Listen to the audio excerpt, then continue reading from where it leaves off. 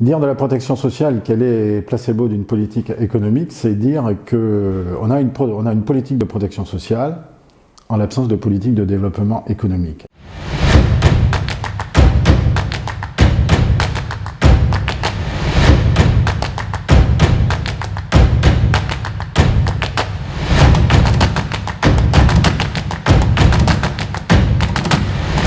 Apparemment, non.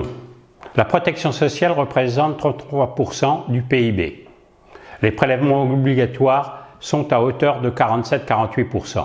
Pour autant, et on le voit bien depuis la crise économique qui a commencé dans les années 74, que le chômage de masse ne cesse d'augmenter, en tout état de cause ne baisse pas, les délocalisations ont aggravé les inégalités et la pauvreté, d'où le fait que notre protection sociale est à bout de souffle. Tout se passe, en résumé, comme si on préférait redistribuer la richesse créée, et on en crée de moins en moins, plutôt que de trouver à développer les moyens économiques de développer cette richesse-là. On préfère le coût de la redistribution au véritable coût économique.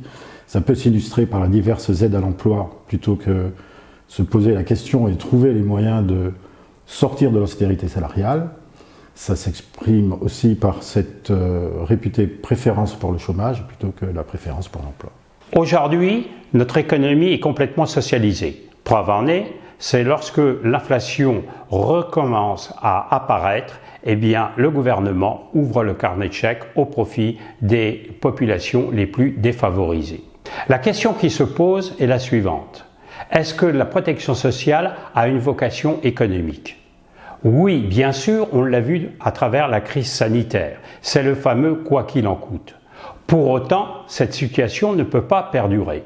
Si la crise sanitaire a montré qu'il fallait arrêter ce bashing social, il convient de redéfinir la protection sociale, la repositionner sur une société qui, depuis la libération, a particulièrement évolué, c'est-à-dire se remettre en cause, définir avec et les politiques et les partenaires sociaux une autre vision pour que le système redevienne efficace.